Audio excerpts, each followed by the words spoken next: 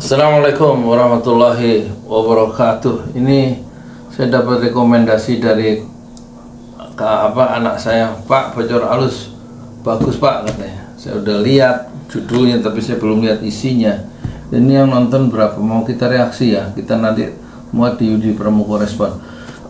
21 jam yang lalu, berarti hari Sabtu kemarin ya, 365.000 ya.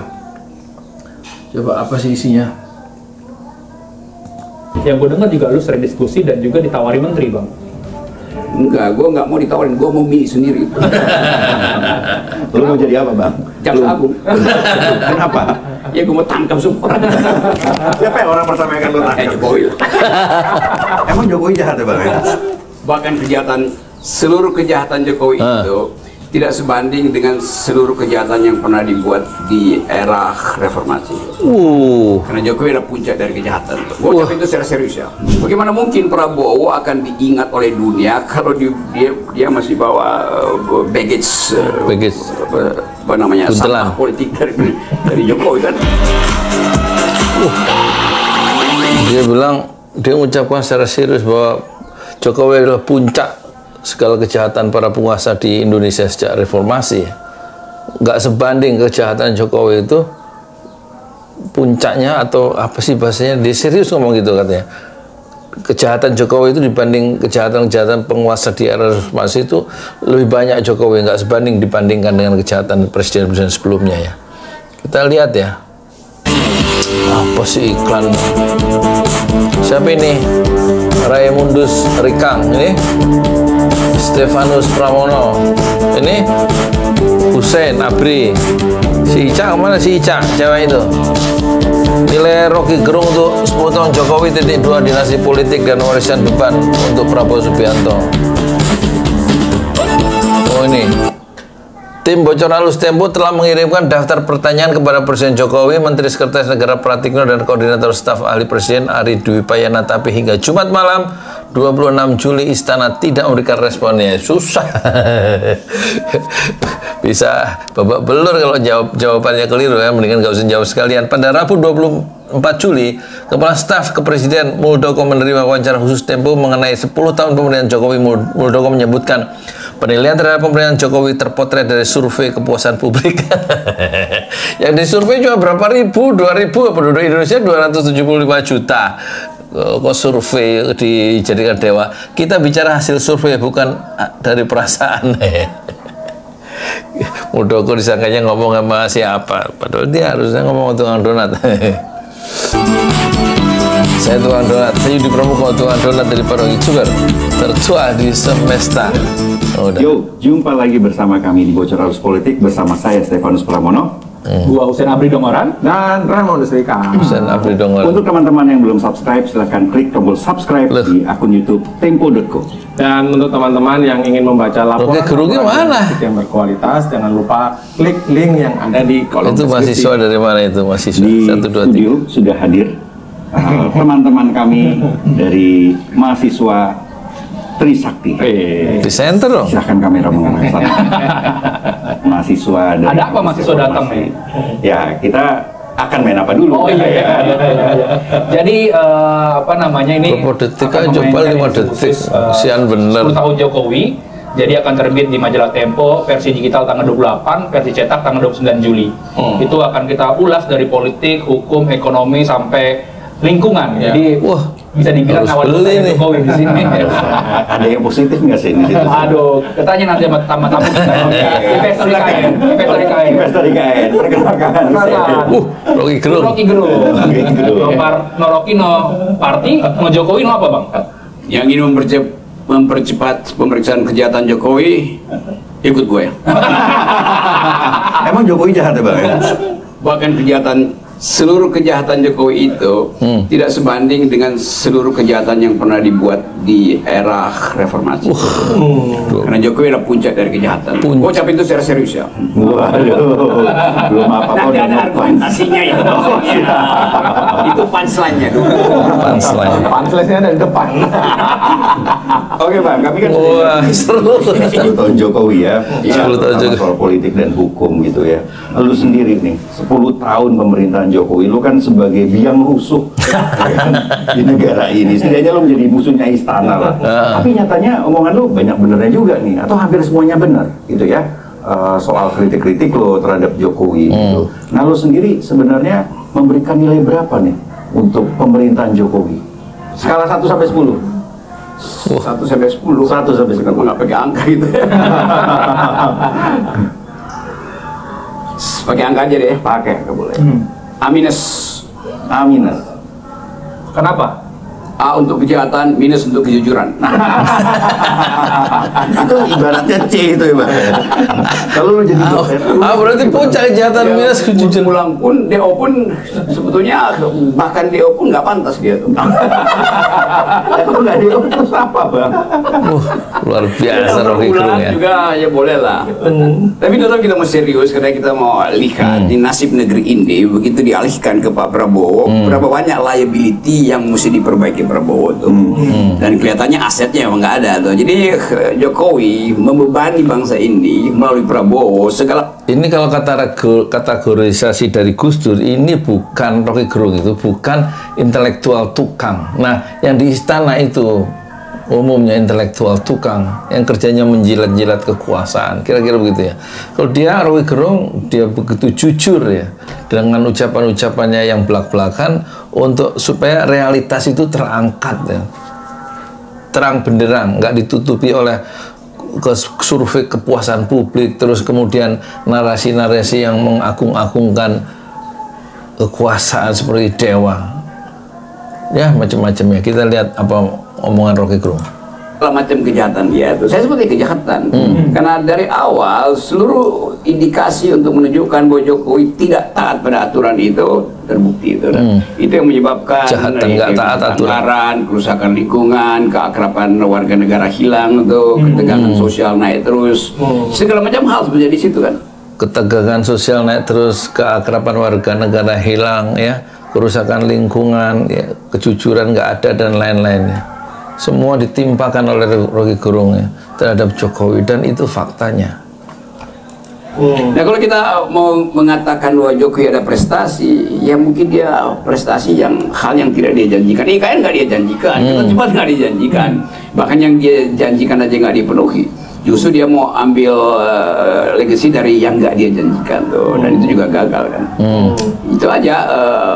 Iya. Ya kejujurannya mesti kita sebutin di situ tuh, bahwa beban Pak Prabowo bukan sekedar menentukan arah ekonomi, tapi mengikat kembali demokrasi itu, dan itu mengikat kembali itu demokrasi. hal yang hanya bisa dibuat atau di rekayasa ulang kalau Prabowo betul-betul ingin menghidupkan the supremacy of civilian values, dan itu yang pertama tuh. Yang kedua,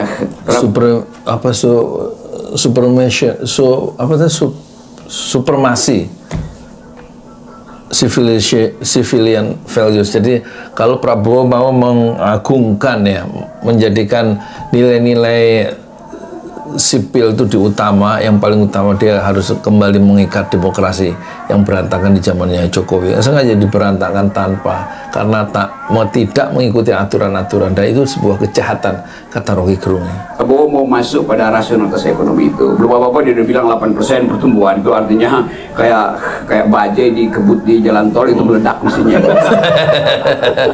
kita mau kasih ingatkan itu kan ada ukuran-ukurannya tuh. Metafora yang bagus ya. Yang sama juga diulangi oleh Pak Prabowo. Kendaraan bajai dikebut di jalan tol dan mesinnya meledak karena mementingkan rasionalitas ekonomi, pertumbuhan 8%.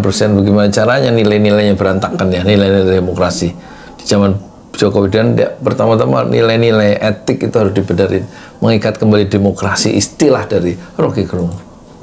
Artinya Prabowo sedang akan mengendarai bajai ya, warisan Jokowi. Ya, bajai warisan Jokowi mau dikebut di jalan tol. Lain kalau Lamborghini di situ tuh.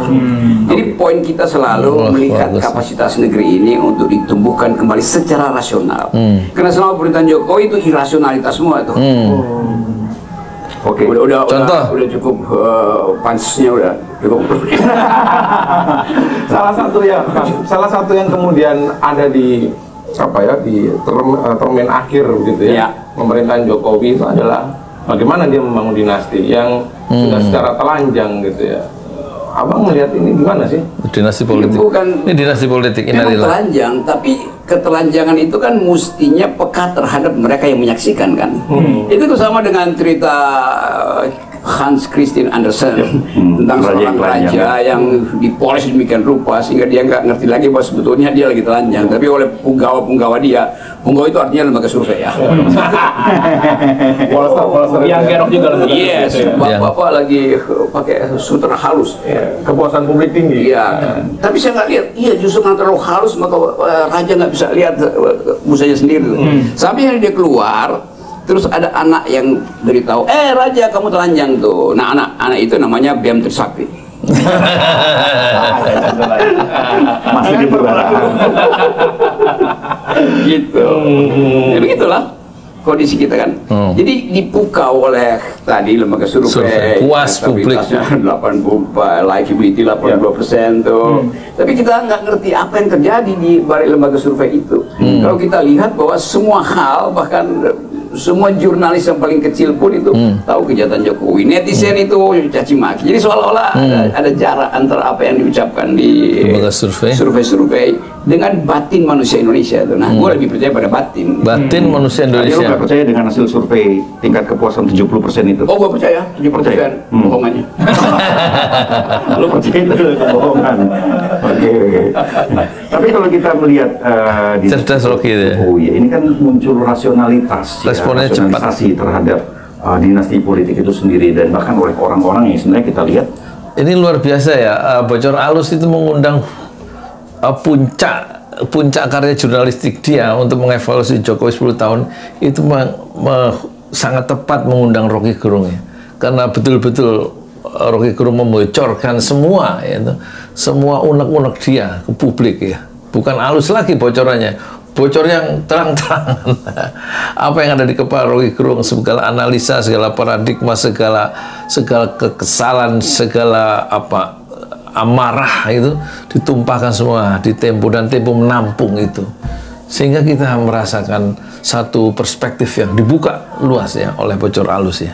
Satu karya jurnalistik yang bermutu tinggi karena berangkat dari kejujuran narasumber dan berangkat dari keterbukaan informasi yang tidak disensor dan tidak ditutup-tutupi.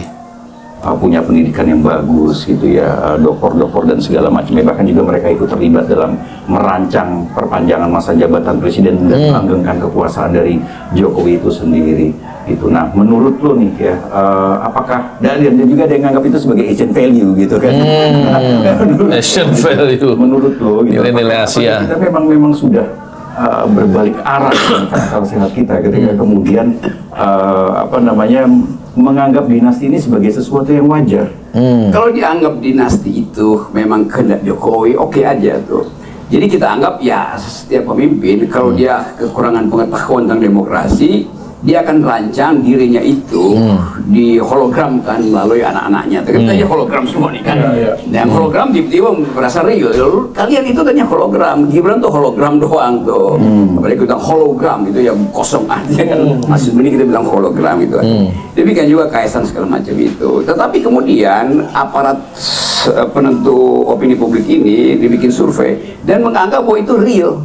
Kan sebetulnya Pak Jokowi juga mengirim sinyal palsu pada anak-anaknya tuh. Anak-anaknya makin lama makin, coba lihat Gibran makin lama ngikutin jejak bapaknya tuh. Belum dilantik jadi wakil presiden, udah kemana-mana bagi-bagi ini segala macam itu kan.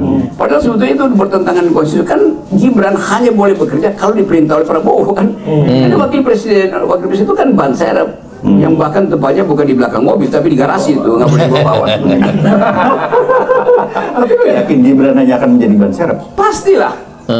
Kecuali Prabowo itu bikin deal dengan Jokowi, tapi kan nggak mungkin. Di dalam teori kepemimpinan, begitu Prabowo memerintah, maka dia akan pakai cara berpikir dia sendiri. Ya, sekarang ya memang ada sopan santun, ya saya dididik oleh Pak Prabowo memang dipersiapkan.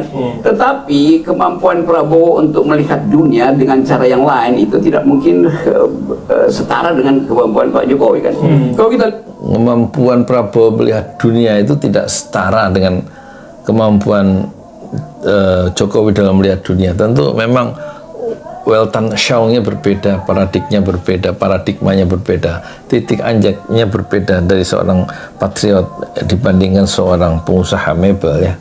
Akan berbeda dalam melihat demokrasi, berbeda dalam melihat masa depan, berbeda dalam melihat segalanya tentu. Dan Prabowo akan berpikir atau akan bertindak berpikir dengan caranya sendiri ketika dia sudah dilantik 20 Oktober 2024. Kita lihat misalnya tuh soal global security, Jokowi buta huruf tuh. Benar pasti buta huruf. Kita lihat kondisi-kondisi humanitas dunia itu kan nggak mungkin Prabowo itu diam. Jadi saya kira Prabowo akan berupaya untuk tampil sebagai potensi untuk jadi pemimpin Asia tuh. Sebagai pemimpin Indonesia udah tuh, dan bayangin misalnya dunia itu melihat Asia itu sekarang dipimpin oleh Mahathir Muhammad kan. Nah Prabowo pasti punya ide untuk melampaui Mahathir. Jadi dia akan beroperasi di tingkat global untuk memuliakan kembali Indonesia sebagai global untuk player. memuliakan Dan kembali itu Indonesia. Artinya tugas-tugas dalam negeri akan dikasih pada Gibran. Nah, masalahnya Gibran mampu nggak itu ngatasin anak-anak BM misalnya tuh. Bang, tapi masalahnya akan ada lembaga negara baru yaitu Dewan Pertimbangan Agung ya. Nanti banyak yang menyatakan bahwa itu Jokowi akan menjabat sebagai ketuanya dan posisinya setara dengan presiden. Itu gimana lo Bang membacanya Bang? Iya dia ketua, terus Dewan ini kan juga primus inter pares kan, jadi ada anggota Dewan lalu dipilih seorang ketua tuh. Ya kita bayangin anggota Dewannya siapa yang mau ada di situ kan. Bayangin misalnya Ibu Mega nekat tuh. Oke, saya mau jadi anggota Dewan. Ya tenggelamlah Jokowi di situ kan. Apalagi SBY bilang anggota Dewan. Kan itu akan jadi problem. Jokowi anggota DPA, ketua DPA. Kan ini mau dibikin semacam tempat reuni mantan-mantan presiden, presiden Club gitu kan. Ya pasti kamera bocor halus pertama-tama ada ke SBY, kamera bocor beneran ada pada Megawati kan. Lalu Jokowi ya udah jadi ban serep lagi di situ kan.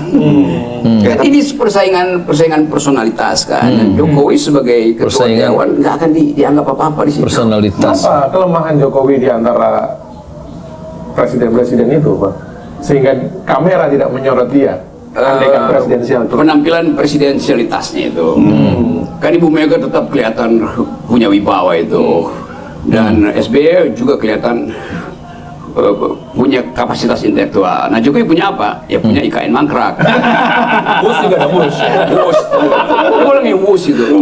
Jokowi marah-marah nggak bisa penuh itu. Ya bahkan kita tahu kan, bahkan sudah disubsidi pun nggak naik.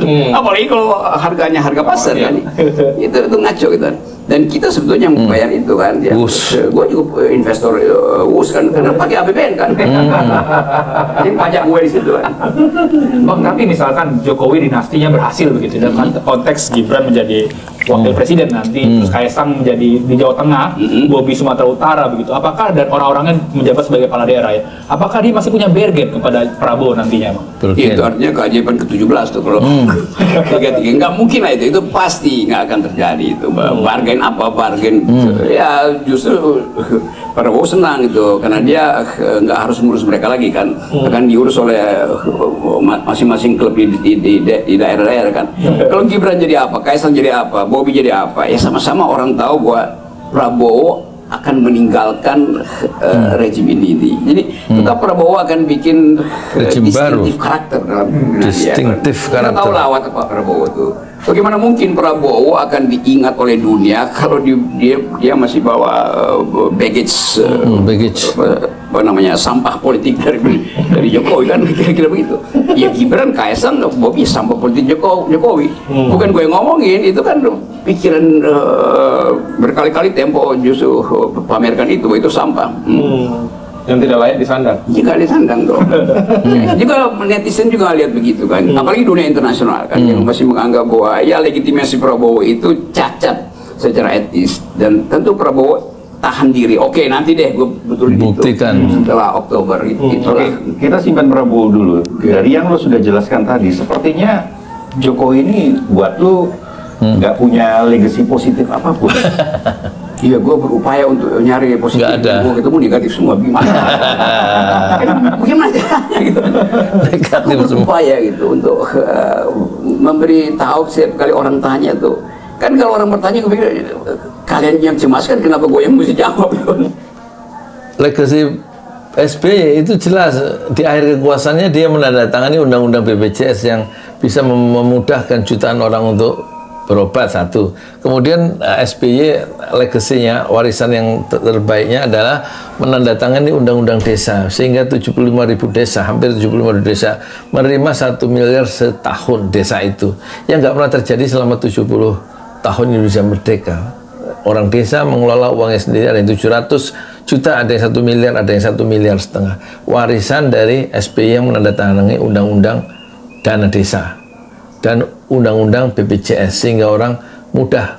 Assalamualaikum warahmatullahi wabarakatuh. Memorinya penuh ya, kita mulai lagi ya. Kita ulang sedikit ya. Ngomongin itu kan pikiran berkali-kali Tempo justru pamerkan itu bahwa itu sampah. Yang tidak layak disandang. Jika disandang dong. Juga netizen juga lihat begitu kan. Apalagi dunia internasional kan yang masih menganggap bahwa ya legitimasi Prabowo itu cacat secara etis, dan tentu Prabowo tahan diri. Oke, nanti deh gue betulin itu setelah Oktober gitu. Oke, kita simpan Prabowo dulu. Dari yang lo sudah jelaskan tadi, sepertinya Jokowi ini buat lo nggak punya legacy positif apapun. Iya, gue berupaya untuk nyari positif, yang gue ketemu negatif semua. Gimana? Bagaimana caranya gitu? Aku berupaya gitu untuk nyari legacy. Memberitahu setiap kali orang tanya tuh. Kan kalau orang bertanya, gue pikir kalian yang cemas kan, kenapa gue yang mesti jawab? Legasinya apa? Ya nggak ada, emang demi Tuhan tuh nggak ada. Bagi-bagi bansos mungkin Bang yang bisa memenangkan 58% ini Bang. Itu bagi bansos kan apa? Itu kan upacara mistik tuh. Gitu. Tapi lo melihat nggak sih memang damage dari dosa apa yang dilakukan oleh 10 tahun Jokowi, pemerintahan Jokowi. Damage, kerusakan, damage. Ini begitu besar pada sistem ketatanegaraan kita. Besar damage. Itu pernah ada kenekatan netizen membuat meme segala macam itu menghina. Gua kalau hina Jokowi itu ada basis logikanya, ada basis filosofinya tuh. Dan itu yang aku anggap bahwa aku kasih kritik dengan dasar argumentasi. Tapi yang bikin meme itu gila-gilaan kan, hinaan itu betul-betul sampai slapstick itu, menghina sampai soal daging itu. Jadi visi itu bau ikan kan hinaan itu kan. Jadi kita mau lihat bagaimana sebetulnya bangsa ini bikin penilaian terhadap pemimpinnya. Pemimpin itu dinilai berdasarkan karakter dia, bukan pada kemuliaan jabatannya tuh. Ya jabatan presiden iya ada nobility di situ. Tapi nobleness-nya Jokowi itu hilang justru karena cawe-cawe dia yang terus-terus kan. Kan mestinya dia udah sadar minimal setelah selesai 14 Februari kemarin. Ini masih kemana-mana coba. Dan memamerkan wah ini saya bawa Pak Prabowo dalam sidang kabinet ngikut ini. Iya, tapi itu kan juga ya Prabowo mungkin nahan diri aja kan. Kan mestinya ada semacam penghormatan. Udah ada presiden, itu artinya saya berhenti untuk memamerkan diri kan. Jadi itu menunjukkan ya kecemasan orang. Menteri Sekretariat Negara Pratikno dan Koordinator Staf Khusus Presiden Ari Dwi Payana tidak menanggapi pertanyaan konfirmasi hingga Jumat malam 26 Juli 2024. Namun Jokowi pernah mengungkapkan keinginannya pulang ke Solo, Jawa Tengah setelah masa jabatan sebagai Presiden selesai. Rencana saya belum berubah, kata Jokowi. Orang yang sebentar lagi apa namanya the beginning of the end itu kan. Dia udah di ujung. Dia nggak ngerti bahwa ini proses beginning of the end, bukan proses untuk menjadikan dia diingat oleh publik tuh. Justru semakin dia lakukan sesuatu, ingatan publik bahwa Jokowi itu betul nggak tobat-tobat. Oke, kan. Gue ingat waktu pertama kali lo kesini lo tuh sempat mention juga soal dinasti politik ya. Kita ngobrol banyak dan salah satu lo sempat membela AHY dan Demokrat nih, dan juga SBY gitu. Tapi nyatanya sekarang kalau kita lihat partai-partai ya, sekarang atau sebelum pemilu ramai-ramai dinasti politik anak-anaknya. Apa yang lo sebut sebagai kejahatan Jokowi tadi, termasuk juga Demokrat. Yes, itu gue membela dengan maksud supaya mereka nggak nyemplung ke dinastinya Jokowi. Jelas dong juga. Ternyata nyemplung. Ya memang dulu mau diapain. Kan waktu itu kan kita mau terangin bahwa dinasti cuma ada pada Jokowi. Ternyata juga ada genit-genitnya nih Demokrat segala macam tuh nebeng di situ. Walaupun itu pragmatisme. Tapi kan ada value yang mesti kita pertahankan. Kan gua kenal dengan baik itu cara berpikir Pak SBY. Tetapi ya tentu SBY punya dalil ya, kalau kita nggak ngikut kita punah sebagai partai kan. Kayak itu pragmatismenya. Tapi kemudian kalau saya nggak ikut, kita punah sebagai partai. Bahasanya bagus ya, pakai bahasa punah ya. Pilihan kosakata dari Rocky Gerung ya.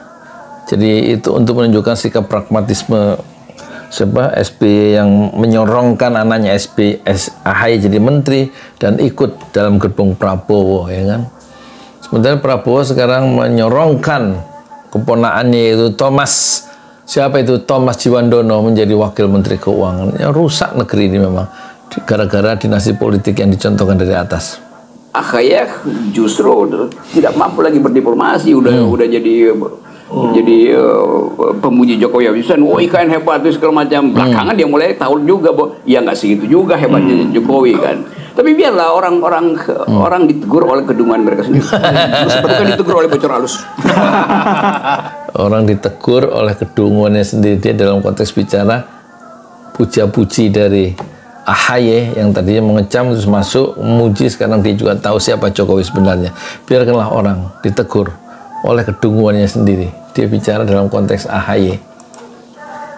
Lu sempat ketemu sama Pak SBY membicarakan ini? Iya, dan semua hal ini kan kita tahu. Gue dekat dengan Demokrat, juga dekat dengan teman-teman Gerindra. Jadi ambience suasananya aku kenal tuh. Karena itu ya biasa aja kan. Gue kasih tahu ini masalahnya begini, kenapa begini di grup-grup WA yang ada Demokrat dan Gerindra. Tetap aja gue kasih poin yang nggak gue edit. Nggak mesti bocor halus, anti edit. Bang, gue ada satu yang menarik adalah dulu ketika 2014 Jokowi terpilih, orang mengelulukan gitu kan. Bahkan itu ada fotonya di mana? Mana tadi? Ada angkat gitu kan, presiden dari masyarakat sipil, tidak terkait dengan dinasti politik yang lama gitu kan, orang yang lahir dari rakyat biasa. Kemudian justru dari orang inilah segala kerusakan itu terjadi. Apakah kemudian kita fair untuk mengatakan misalnya dikotomi rakyat biasa atau dari latar belakang politik tertentu itu menentukan arah? Iya, aku tahu itu tuh, dan gue bahkan berkelahi atau berantem dengan teman-teman LSM yang ngeluk-ngeluk Jokowi, bilang enggak, itu lu kan akan salah sebetulnya. Kalau bisa ngomong gitu, gue tahu wataknya itu. Ada beberapa hal yang aku temui di Jogja. Ada seorang bekas pemimpin rakyat dari sebuah partai yang terlarang itu bahkan pernah bisikin gue bahwa itu Jokowi itu dia disebut merakyat seolah-olah ada negosiasi dalam soal pemindahan macam-macam itu, ide jalan bolong segala macam selesai, tapi itu nggak pakai APBD itu dia nelpon aja tuh oligarki di situ kan.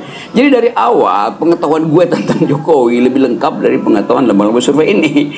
Nah karena itu aku mengerti bahwa ya kasihan juga dia anak ini, bahkan lebih lengkap dari gengnya Teten segala macam itu yang Teten Mas Duki, gue LSM di situ Sukarin lagi segala macam. Tapi kan nggak mungkin gue ucapin karena dianggap gue memusuhi Jokowi.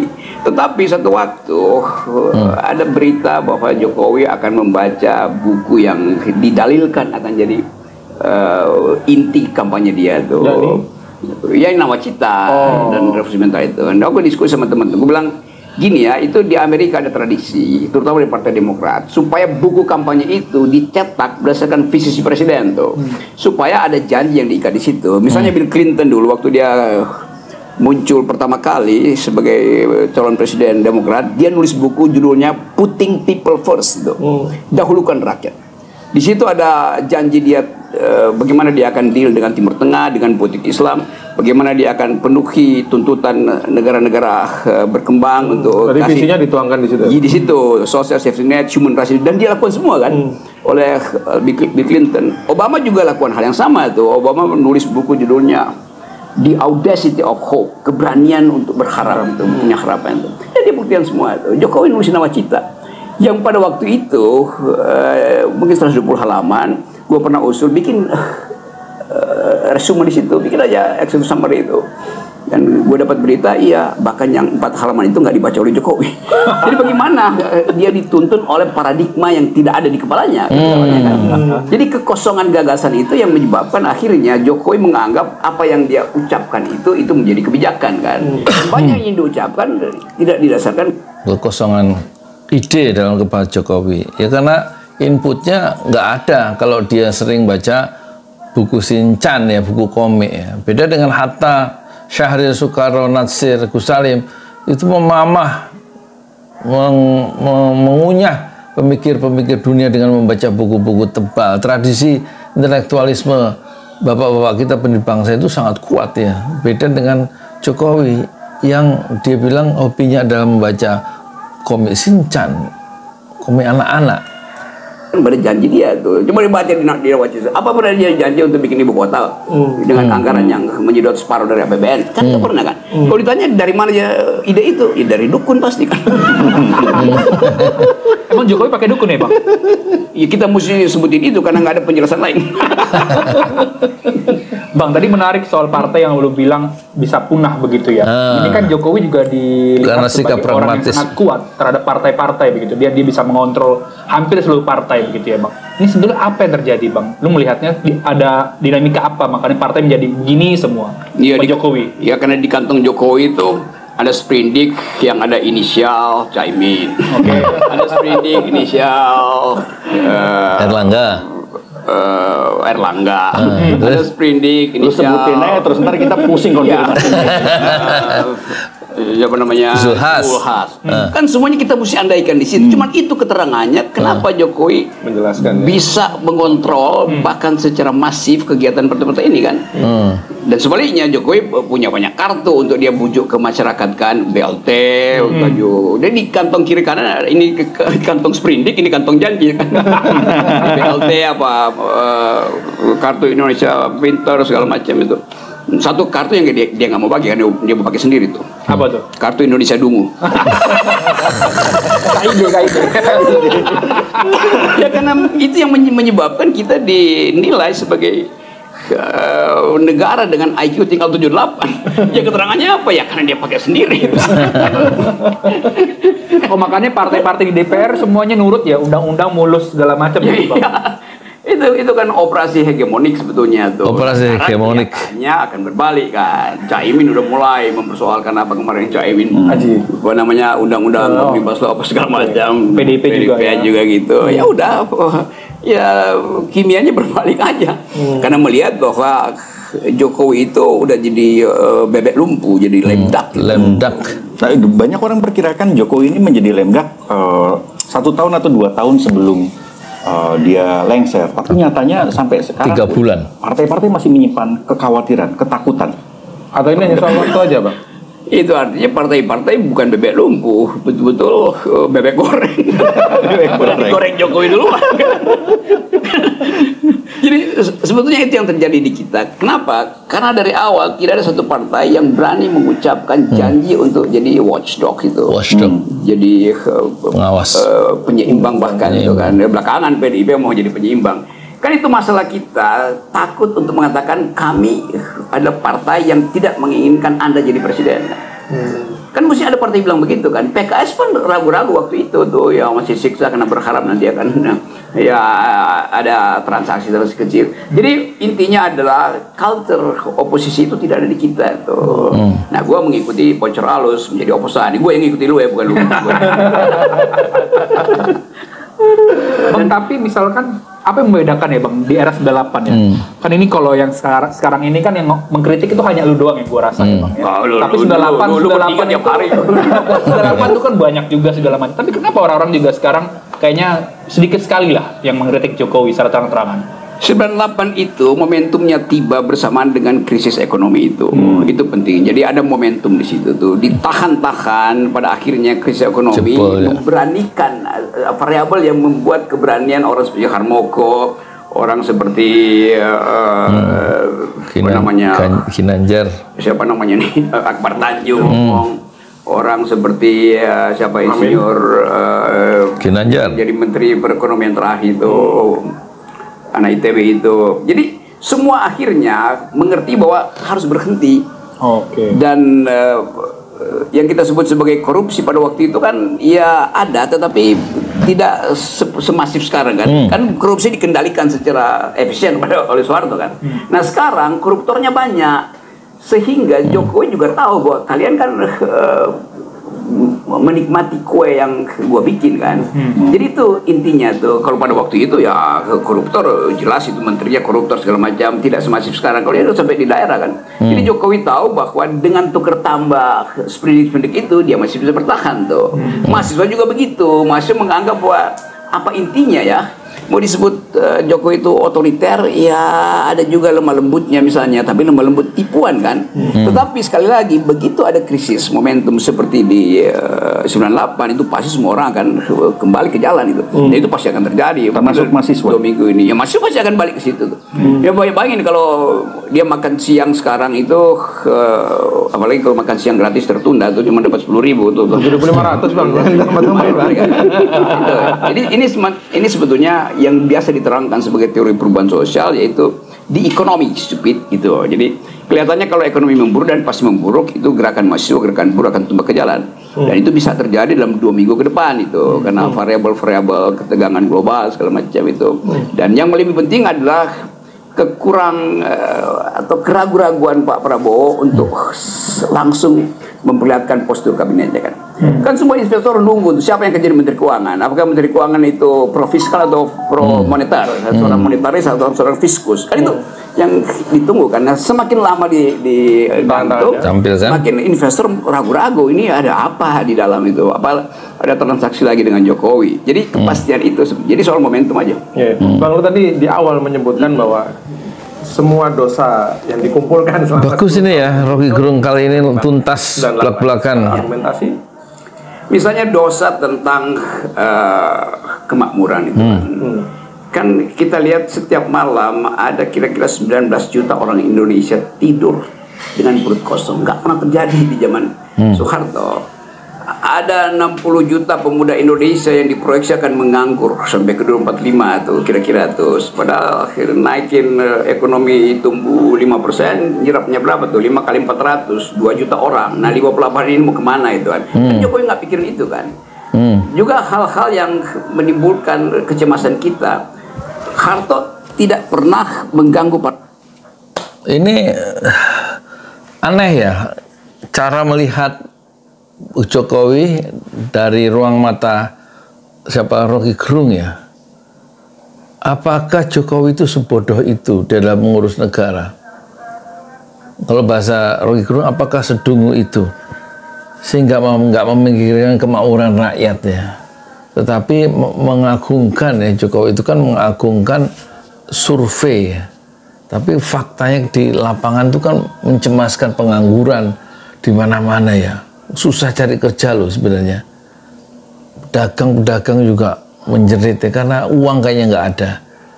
Karena saya ngomong dengan mereka itu, ya terasa sejak Januari, Februari sampai setelah Lebaran, sekarang Juni, Juli, susah uang. Ya mungkin orang-orang kaya yang punya uang banyak simpenan, tapi kalau pedagang itu harian harus berjuang, dan itu mereka susah mencari uang. Pekerjaan sarjana-sarjana, santri-santri saya juga susah juga cari kerjaan meskipun udah lulus SMA ya. Ya akhirnya kerja apa yang bisa dikerjakan sebagai OP, sebagai gondola itu, gondolamen, nyapu, bukan nyapu, ngelap apartemen 40 lantai pakai gondola. Satu pekerjaan yang berbahaya karena memang nggak ada pilihan.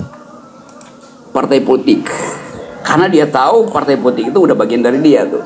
Masuk akal, karena itu ada rejim yang militeristik. Nah Jokowi di zaman yang demokrasi terbuka, semua munas partai dia kengkangi kan.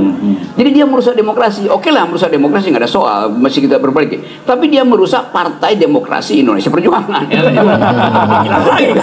Yang partainya sendiri. Ya, tapi Soeharto juga waktu itu intervensi ya kan, dengan Kongres Medan. Memang Soeharto intervensi karena ideologinya adalah stabilitas nomor 1, pertumbuhan nomor 2, distribusi nomor 3, lalu dia putar-putar kan. Jadi Soeharto konsisten. Dia punya trilogi pembangunan. Di dalam keadaan rakyat masih miskin, pertumbuhan mau dinaikkan, akan terjadi krisis, maka stabilitas dipasang dulu tuh. Karena itu difungsi ABRI itu buat mengamankan. Setelah difungsi ABRI cukup mengendalikan keadaan politik, stabil, putar lagi pertumbuhan growth-nya nomor 1, maka dia push 6-7% itu. Baru timbul efek trickle down-nya, trickle down effect, pemerataan kan. Dan itu memang dibuktikan Soeharto. Kan di zaman Pak Harto, ekstraktif industri pada waktu mungkin belum ada nikel segala macam, batu bara sedikit, tapi hutan itu HPA kita tahu pada waktu dikasih itu. Soeharto mendorong orang eksploitasi, oligarki lu ambil nih, gue kasih lu izin. Tapi lu balikin ya ke gue ya, yang balik itu masih 35%. Masuk dalam bentuk SD Inpres, irigasi, puskesmas segala macam tuh, bulog segala macam tuh. Jadi rakyat merasa ya nggak ada soal. Ada jenis otoritarianisme tapi dia benevolent. Kira begitu kan. Nah di Jokowi di zaman Pak SB yang balik itu tinggal Harto 35, SB baliknya 27%. Zaman Jokowi yang balik tinggal 6%. Artinya di selesai jauh kan. Ya orang marah lah sebenarnya. Apalagi kelas menengah tuh. Kalau kelas bawah masih bisa disogok oleh BLT. Kelas atas ya rampok tuh. Tapi kelas menengah ini kan makan tabungan kan. Setiap hari dia lihat kelas menengah makan tabungan. Kelas bawah bisa disogok pakai bantuan langsung tunai, kelas atas rampok. Jokowi, Rocky Gerung.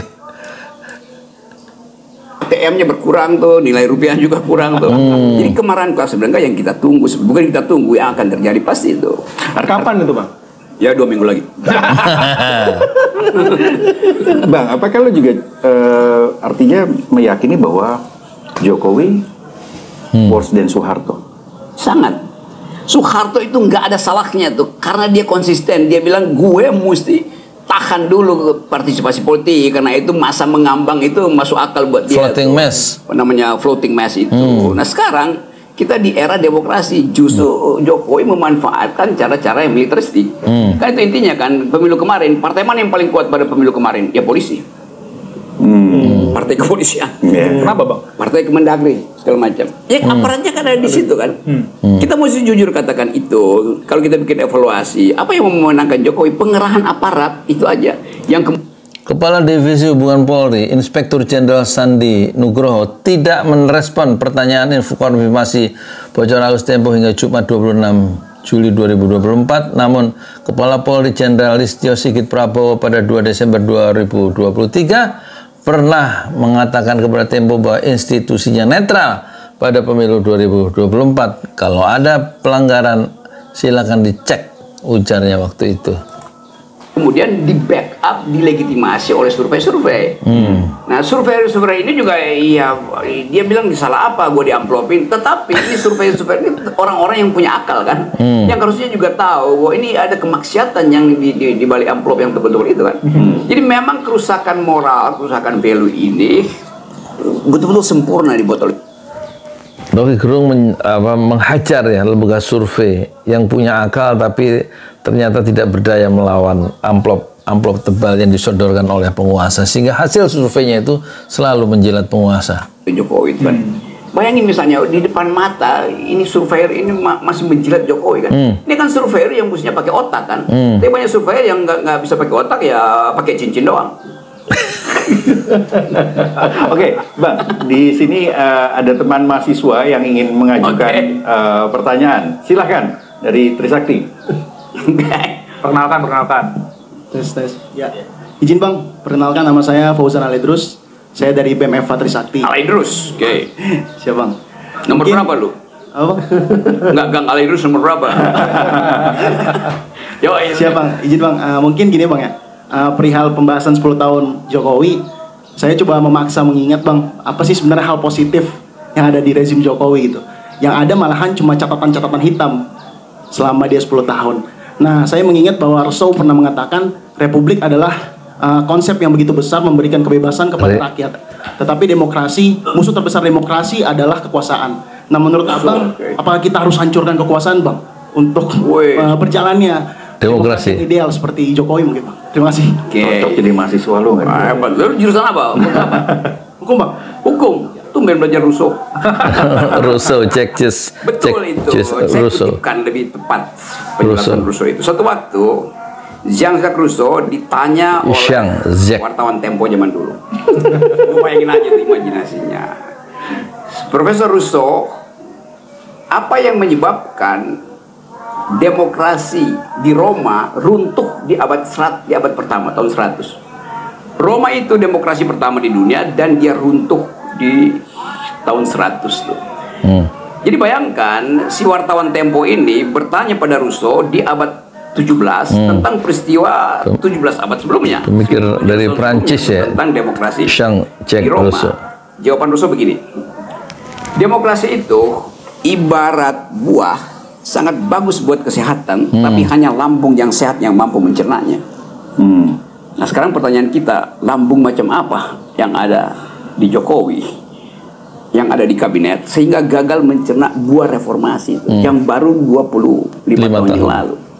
Jadi kelihatannya paraphrasing Rousseau itu relevan buat kita, buat menguji apakah lambung pemimpin-pemimpin ini, termasuk pemimpin utamanya Jokowi, itu adalah lambung yang mampu mencerna buah reformasi 20 tahun lalu. Jangan-jangan memang ya dia nggak ada lambung. Itu semuanya usus dari mulut sampai ke anus ada usus. Iya, sehingga nggak bisa mencerna kan. Itu aja intinya begitu kan. Jadi ini juga menunjukkan bahwa culture kita itu tidak dipersiapkan oleh Jokowi untuk menerima limpahan dari problem yang dia buat. Lain kalau culture demokrasi ada, oke, Jokowi bikin kesalahan, nggak ada soal tuh. Biasa pemimpin bikin kesalahan. Tetapi demokrasinya hidup, kan enak juga kan. Nah, ini demokrasi dia matikan dulu supaya kejahatannya itu tidak terbaca oleh mahasiswa. Padahal sebetulnya bagi mahasiswa dia lebih percaya Rousseau daripada percaya lembaga-lembaga surveinya Jokowi. Yes. Ada lagi pertanyaan? Satu lagi. Perkenalkan Bung, nama saya Ahmad dari Fakultas Hukum Universitas Trisakti. Saya izin bertanya Bung. Tadi kan Bung sempat menyinggung tentang presiden, tentang Jokowi. Nah, saya ingin mengutip apa yang dikatakan oleh Plato. Plato mengatakan bahwasanya Dikutip siapa? Plato. Oh, Plato mengatakan negara yang ideal adalah negara yang memiliki pemimpin untuk memberhentikan kekacauan. Namun, faktanya berdasarkan pelaksanaannya, Jokowi malah menambah kekacauan.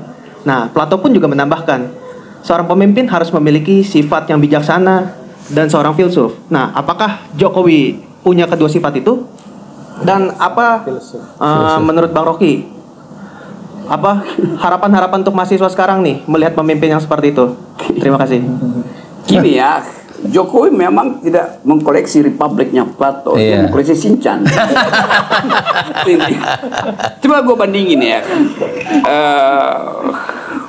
pemimpin Amerika itu sebelum Bill Clinton, siapa namanya? Oke, Bill Clinton. Bill Clinton itu di pinggir tempat tidurnya ada buku judulnya The History of Western Philosophy itu. Dari zaman Plato sampai Heidegger. Buku kira-kira tebalnya ada 750 halaman. Filsafat Barat. Ditulis oleh Bertrand Russell. Di dalam pengakuan Bill Clinton, Inggris, setiap malam dia membaca buku itu untuk dapat inspirasi tentang ide itu. Itu bedanya dengan Jokowi. Sultan Syahrir misalnya, Sultan Syahrir itu orang yang anti Marxisme itu. Tapi kata Sultan Syahrir, setiap hari saya terpaksa membaca ulang jilid lembar-lembar di dalam jilid Das Kapital untuk mengerti apa yang terjadi dalam masyarakat. Jadi kita nggak bisa bandingkan. Kalau kita bandingkan misalnya antara Bill Clinton, Syahrir dan Jokowi, nanti kalian bilang, atau baser-baser Jokowi bilang, itu kan bukan apple to apple. Memang bukan apple to apple. Tapi buat saya itu apple to apple, antara apel sehat dan apel busuk. Yang busuk yang mana Bang? Tanya pada bocor yang sedang halus. Bang, tapi ini kan sebentar lagi ada perubahan kepemimpinan Prabowo ya. Apakah Prabowo ini akan seburuk Jokowi juga ya, Bang? Bukan seburuk pertanyaannya. Kalau itu berarti Prabowo betul-betul meneruskan keburukan Jokowi kan? Karena kan dihasilkan dari... Iya, karena dianggap begitu kan. Tapi kan Pak Prabowo menganggap bahwa dia tahu keburukan itu, dia nggak mungkin ucapkan sebagai basa-basi decency sebagai pemimpin baru. Kan pemimpin nggak boleh mengutuk yang belakang. Soal pengikutnya mengutuk itu lain kan. Jadi kita mau lihat apa yang akan jadi beban pada Prabowo, atau apa yang mesti dia selesaikan sebagai beban supaya dia bisa lari dengan cara berpikir yang bersih. Yang pertama soal demokrasi, karena itu kita tuntut atau kita tekan supaya Semua undang-undang yang potensi mengembalikan Indonesia pada sifat militeristik, baik undang-undang Polri, undang-undang TNI Polri itu dibatalkan. Pulihkan justru undang-undang yang menghormati civilian value, undang-undang Omnibus Law, undang-undang kebebasan pers segala macam kan. Jadi semua itu yang kita tuntut. Nah itu mungkin yang akan jadi poin pada Prabowo. Artinya kalau dia gagal membatalkan undang-undang otoriter dan justru saya putar. Kalau dia tetap ingin mengucapkan politiknya melalui undang-undang otoriter yang berkarakter otoriter ini, Omnibus Law, ITE, undang-undang pers segala macam, dan gagal membackup undang-undang yang sifatnya humanitarian, human rights ini, maka dia akan lebih buruk dari Jokowi. Kenapa? Jokowi seorang sipil bertindak secara militeristik. Prabowo dasarnya militeristik, kalau tidak diimbangi dengan fasilitas solidaritas ini, undang-undang yang penuh human rights, dia akan jadi lebih dari Jokowi kan. Tapi saya kira Prabowo mengerti dia kekurangan legitimasi di dalam pemilu yang lalu itu masih dipersoalkan bahkan internasional bahwa Prabowo terpilih dengan Jokowi, ya secara legal tapi legitimasinya kurang. Karena itu kemarin kan pemerintahan waktu sidang di Jeneva itu kan unsur dari Afrika mempersoalkan legitimasi Prabowo atau legitimasi dari pemilu kemarin. Jadi Pak Prabowo ngerti dia mesti perbaiki ini nih. Nah upaya itu yang mesti didorong tuh dari awal. Nah itu kita ingin supaya Prabowo di awal pemerintahannya mengucapkan saya akan mengaktifkan kembali kemerdekaan berpikir, tidak ada penghalangan terhadap kebebasan. Sebab hanya dalam suasana itu Prabowo bisa ucapkan hal-hal lain. Jadi tanpa conditioning itu dia akan gagal tuh. Bagaimana misalnya minta dukungan publik dengan pertumbuhan ekonomi yang bisa memanaskan ekonomi dengan disparitas kalau diskursusnya dia kendalikan. Jadi pertama kali Prabowo mesti kasih public address. Saya akan revive, akan menghidupkan kembali the very idea of the supremacy of civilian value kan itu yang ditunggu oleh Indonesia juga ditunggu oleh luar negeri. Nah kalau itu diucapkan investor menganggap Indonesia sudah pulih akal sehat demokrasi, maka mari kami bantu Indonesia. Apakah bisa dan mau Bang melihat rekam jejak Prabowo? Ya kan, dalam hal kebebasan. Ya justru itu rekam jejak Prabowo akan jadi beban buat dia kan. Nah kalau dia nggak mampu balancing itu, ya dia akan terjebak dia akan bikin rekam jejak yang seperti itu kan. Yang lebih buruk. Apalagi orang udah mulai curiga ini seberapa jujur sih Prabowo akan menghidupkan kembali demokrasi itu. Kalau sekarang misalnya soal komposisi kabinetnya, kira-kira ya sebagian orang Gerindra dan sebagian betul-betul core-nya Prabowo itu yang dari korps yang sama, kira-kira kan itu intinya. Apakah nanti wilayah-wilayah ekonomi itu datang dari tradisi memanfaatkan the intellectual teknokrat, bukan dari kalangan dia sendiri kan. Jadi a new kind of feudalism, a new kind of proto-authoritarianism harus diperiksa dari sekarang. Jadi fungsi kita adalah itu, mengingatkan, karena kita nggak mampu untuk lakukan countervailing force. Nah kalau itu diucapkan, mungkin investor menganggap Indonesia sudah pulih akal sehat demokrasi, maka mari kami bantu Indonesia. Apakah bisa dan mau Bang melihat rekam jejak Prabowo? Ya kan, dalam hal kebebasan. Ya justru itu rekam jejak Prabowo akan jadi beban buat dia kan. Nah kalau dia nggak mampu balancing itu, ya dia akan terjebak dia akan bikin rekam jejak yang seperti itu kan. Apalagi orang udah mulai curiga ini seberapa jujur sih Prabowo akan menghidupkan kembali demokrasi itu. Menghidupkan demokrasi. Sekarang misalnya soal komposisi kabinetnya, kira-kira ya sebagian orang Gerindra dan sebagian betul-betul core-nya Prabowo itu. Ada the big question mark dalam kepala Rocky Gerung soal Prabowo. Apakah betul Prabowo itu jujur ya dalam menghidupkan demokrasi, apalagi punya latar belakang yang dulu menghilangkan kebebasan pendapat soal penculikan tahun 97-98 itu ya. Dan dia juga akan dilihat mengecek struktur kabinet baru itu seperti apa, itu akan mencerminkan tingkat kejujuran Prabowo di dalam membangun atau menghidupkan demokrasi ke depannya. yang dari korps yang sama, kira-kira kan itu intinya. Apakah nanti wilayah-wilayah ekonomi itu datang dari tradisi memanfaatkan the intellectual teknokrat, bukan dari kalangan dia sendiri kan. Jadi a new kind of feudalism, a new kind of proto-authoritarianism, new kind harus of idealism diperiksa dari sekarang. Jadi fungsi kita adalah itu, mengingatkan, karena kita nggak mampu untuk lakukan countervailing force, karena itu adalah fungsi dari DPR. Nah, pada saat yang sama mestinya PDIP pastikan bahwa dia akan jadi betul-betul partai oposisi di situ kan. Nah, apa tanda partai PDIP beroposisi? Jangan tunggu beroposisi pada Prabowo, mulailah beroposisi pada Jokowi dengan membentuk panitia angket sebetulnya kan. Jokowi masih bisa diturunkan di sebelum Oktober kok. Jadi nanti Prabowo dilantik, bukan dialihkan kekuasaan dari Jokowi ke Prabowo. Nah, saya membayangkan itu karena mesti ada semacam pembatas. Jokowi mesti diturunkan. Itu intinya supaya beban Prabowo hilang, supaya rakyat ini tahu bahwa oke, kita sudah Jokowi udah 9 tahun dan dia sudah diturunkan tuh, bukan turun karena konstitusi, tapi turun karena kejahatan politiknya, kejahatan ekonominya kan itu kan. Nah, ini pesan buat Ibu Mega nih.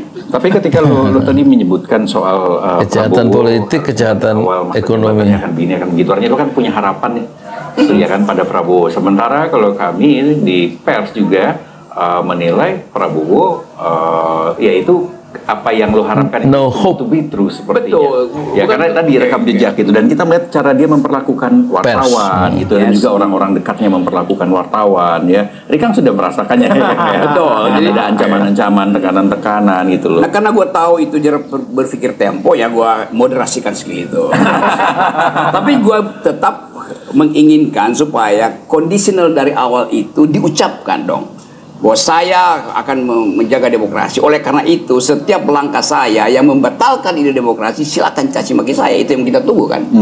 Jadi ini forum untuk menekan dia sebetulnya. Karena tadi karena sudah ada bukti-bukti bahwa Prabowo itu juga tidak begitu akrab dengan kebebasan, dengan soal demokrasi kan. Karena mungkin juga itu karena dia tahu bahwa itu kalau demokrasi dilepas lagi itu artinya pemerintahan itu bisa tiap hari dikritik. Padahal sebetulnya itu yang diinginkan. Jadi sekali lagi kita mau terangkan bahwa Prabowo itu harus dicegah untuk tiba pada momen ketika dia merasa terdesak lalu dia pakai seluruh akses negara dan mengembalikan ciri militeristik dari pemerintahan dia nanti. Jokowi dulu berjanji untuk memperkuat pemberantasan korupsi, memperkuat KPK, ingkar janji. Juga percaya lah ya, termasuk juga soal pengusutan pelanggaran HAM, dan tidak ada yang terwujud gitu kan. Nah, sementara kalau kita melihat Prabowo ada persoalan dalam pelanggaran HAM dan juga demokrasi, dan dia adalah bagian dari Orde Baru. Nah, what do you expect, Bang? Kita refleksi bahwa Prabowo tahu itu duri di dalam tulangnya itu, atau tulang di dalam dagingnya itu yang akan mengganggu keadaan di depan. Kan mestinya kita bicara di outnya, di as it should be. Harusnya Prabowo dari awal, karena dia mengerti itu, dia mulai membuka pembicaraan tentang soal itu kan. Gue juga lagi tunggu sebetulnya kan. Kan tetap bahwa sadar Prabowo dia akan didimensikan dalam soal segi-segi itu tuh. Apakah Prabowo mampu untuk mensublimasikan kecemasannya itu melalui peraturan perundang-undangan yang membuat orang percaya bahwa ada problem human rights, tetapi fakta-fakta yang dia lakukan sekarang itu mengarah pada perbaikan etik kepemimpinan. Tapi kalau dia masih tidak rawan dengan pertanyaan pers segala macam, itu artinya dia nggak akan berubah dong kan. Soalnya DNA-nya final tuh. Tetapi kita mesti anggap demokrasi itu memungkinkan orang berubah tuh. Jadi kita kasih semacam blessing kecil kan. Tapi kita tetap tahan itu bahwa kita tidak kasih cek kosong pada Anda ya. Anda mesti ucapkan itu supaya kelihatan bahwa Anda jujur untuk mengembalikan Indonesia.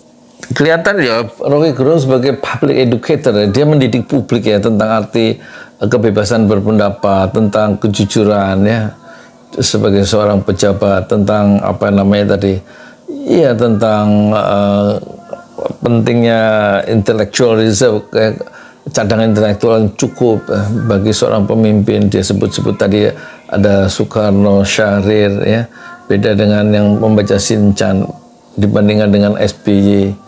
Jadi dia mencoba menghidupkan nilai-nilai sipil ya dalam demokrasi, dalam pemerintahan ke depan itu yang harus jadi supremasi apa of civilian values ya istilah dia itu pakai bahasa Inggris segala sih. Jadi rupanya dia kita bisa tercerahkan ya pada bagian-bagian tertentu dari perspektif kita itu dia buka ya tentang seharusnya Indonesia ke depan yang ideal dan tidak harus disedot semuanya oleh sikap-sikap pragmatis dari partai politik atau dari tokoh-tokoh politik yang menginginkan yang bikin dia takut partainya akan punah kalau dia bersikap sangat ideal. Makanya Demokrat sekarang merapat ke kekuasaan supaya partainya tidak punah. Indonesia dari keburukan atau dari sifat yang otoritarian pemerintahan Jokowi, jangan justru tambah kadar otoritarian itu. Bang, lu punya harapan berarti ya pada Prabowo ya? Punya, kalau gua terus-menerus ngoceh seperti ini dan kan gua tetap anggap bahwa argumen itu bisa masuk akal dan diterima oleh orang yang juga berpikir secara masuk akal. Nah, gua anggap Prabowo masih punya kemampuan berpikir secara masuk akal gitu. Entah orang-orang di sekitar dia kan itu. Nah, nggak mungkin gue minta pada Jokowi karena ya terbatas tadi kan soal-soal kalau kita ngomong dengan Pak Jokowi secara konseptual kelihatan ya dia mangut-mangut tapi seperti yang dia suruh katakan sudah mengerti Pak, sudah tapi belum. Bang, kita dengar nih abang udah banyak ngobrol nih sama Prabowo, bocorin dong. Itu nggak mungkin dibocorin kan? Kalau bocorin jadi gede kan? Tapi bener lu udah berapa kali ketemu dengan Prabowo ya? Ya bertemu bahkan sebelum dia jadi presiden bertemu terus gitu. Jadi dari awal gue udah kira-kira ya begitu ya. Kapan jalan pikirannya, Mas? Ya Prabowo tadi aku bilang dia ingin menumbuhkan ide dia sebagai pemimpin Asia dari awal, itu intinya, bukan saja jadi presiden tuh. Nah karena itu dalam perbandingan politik Prabowo akan ambil perbandingan dengan Mahathir. Kan kalau Prabowo tetap sebagai penerus ide Soekarno, ide Jokowi. Siapa namanya orang itu? Ide Pak Jokowi. Itu artinya dia tidak mungkin masuk di dalam persaingan figur Asia. Jadi itu yang aku mau lihat tuh. Ada Mahathir di Asia itu, dan Mahathir memperlihatkan ide demokrasi yang bagus, humanity di dalam perencanaan ekonomi kan itu parameternya kan. Nah bagi saya, karena itu aku anggap bahwa kalau saya diskusi dengan Pak Prabowo, kira-kira itu yang dia maksudkan tuh. Bahkan suatu waktu dia pernah bicara bahwa ini mesti di negara sosialis pertama di Asia kan. Jadi ide koperasi ada di situ, ide pemerataan ada di situ kan. Tapi ini ide dari seseorang yang ada sekarang dalam tawanan krisis ekonomi, beban utang macam-macam, bisa berubah juga kan. Tetapi idealnya kira-kira begitu tuh. Ideal type, big ideal. Ngomong dengan Prabowo walaupun kritik gue masih tetap bertentangan, tapi ada ide di situ, ada ide itu. Nah, kadang-kala ide itu bisa dibatalkan oleh peristiwa-peristiwa sehari-hari yang bisa mungkin bikin dia jengkel, lalu muncul watak dasarnya kayak itu soalnya tuh. Bang, Prabowo kan suka berdiskusi dengan orang-orang yang bacaan bukunya banyak seperti itu ya. Yang gue dengar juga lu sering diskusi dan juga ditawari menteri, Bang. Enggak, gue nggak mau ditawarin, gue mau milih sendiri. Lu mau jadi apa, Bang? Jaksa Agung. Kenapa? Ya gue mau tangkap semua orang. Siapa yang orang pertama yang akan lu tangkap? Ya Jokowi lah. Ya kan cuma itu kayak intinya, masa nangkap lembaga survei kan. Gitu kan, gorong-gorong semua isinya. Gitu. Kita sedikit bercanda, tapi kita serius mengatakan bahwa problem negeri ini tergantung pertama kali pada penampilan nanti setelah dia dilantik oleh Prabowo. Sekarang mungkin kita menduga-duga ada krisis bagaimana. Jadi ini satu diskusi yang menarik ya, tentang siapa sebenarnya Jokowi di mata seorang Rocky Gerung ya. Nggak ada bagusnya, diukur dari nilai-nilai demokrasi dan perencanaan pembangunan yang harusnya berorientasi pada humanity dan juga tentang kebebasan berpendapat, dan semua dimatikan oleh Jokowi ya, demokrasi, kebebasan berpendapat ya. Jadi kejahatan Jokowi adalah puncak kejahatan. Dibanding presiden-presiden sebelumnya itu tidak ada tandingannya kejahatan ekonomi dan kejahatan politik yang dilakukan oleh Jokowi. Ya itu dulu ya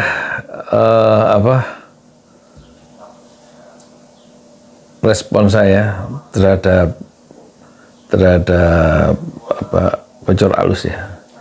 Assalamualaikum warahmatullahi wabarakatuh. Di jalan Allah. Ini Masjid Enam Syuhada lagi dikunjungi sama Ketua Hilmi. Modal awalnya berapa Pak Yudi Pramuko? 750.000. 750.000 rupiah aja. Jadi ini 500 jutaan nih barang. Sekarang udah habis 310. Masya Allah, tuh udah pakai keramik, plafonnya tinggal. Granit tuh kayak marmer. Tuh, Masya Allah nih, sampai juga kita ke sini. Masjid Enam Syuhada, ngapa namanya Masjid Enam Syuhada, Pak Yudi? Kita mau mendokumentasikan perjuangan dakwah nama anak muda pengawal Habib Rizik Syihab itu. Masya Allah. Yang dibunuh sama orang jahat di kilometer 50. Kilometer 50 ya. Itu kan simbol memperjuangkan dakwah itu kita harus memberikan segalanya untuk Islam kan ya. Masya Allah. Dan nama anak muda itulah yang sudah memberikan segalanya untuk Islam. Masya Allah. Apa nanti nama pemuda itu ada juga di sini mungkin diterapkan? Mungkin namanya Enam Syuhada. Enam Syuhada itu, ya. 6 syuhada dipasang di sini, 6 syuhada.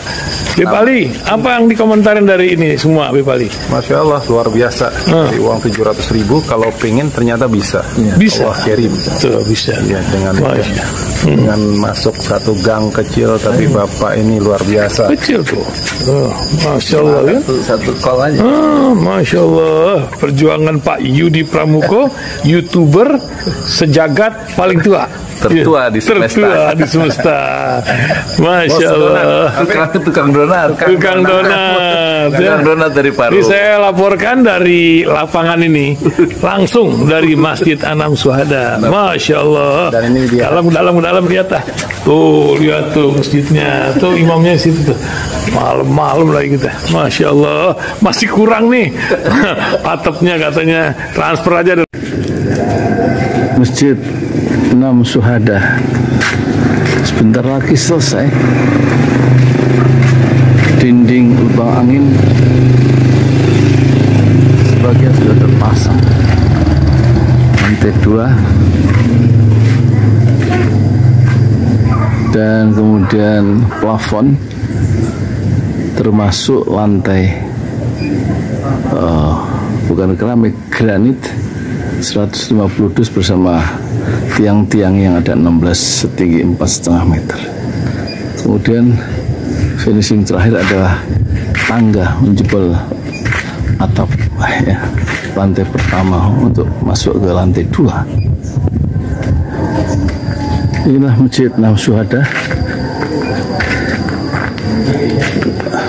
2,5 tahun lalu dimulai pada 2 Agustus hari Senin 2021. Tinggal sedikit lagi insya Allah.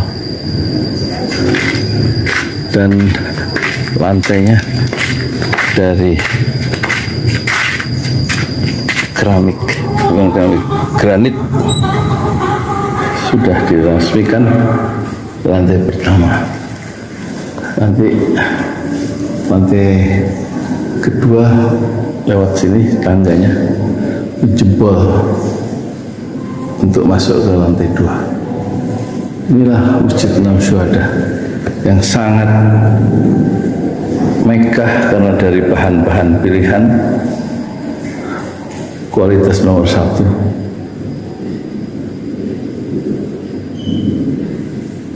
Tinggal sekitar 80 juta lagi finishing lantai atas selesai, insya Allah.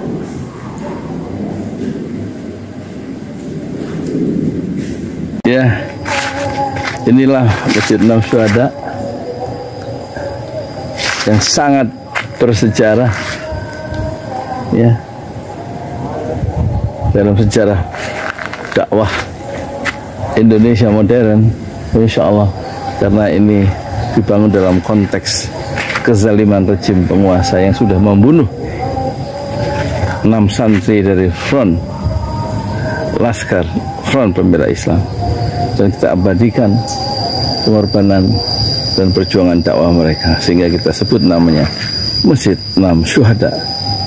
Mereka mengawal perjalanan dakwah gurunya Habib Rizik Syihab dan mereka dicegat oleh orang-orang jahat di kilometer 50. Saya Yudi Pramuko, tukang donat dari Parung Juber, tertua di semesta Fasbir Sobrun Jamila. Bersabarlah dengan kesabaran yang indah. Assalamualaikum warahmatullahi wabarakatuh.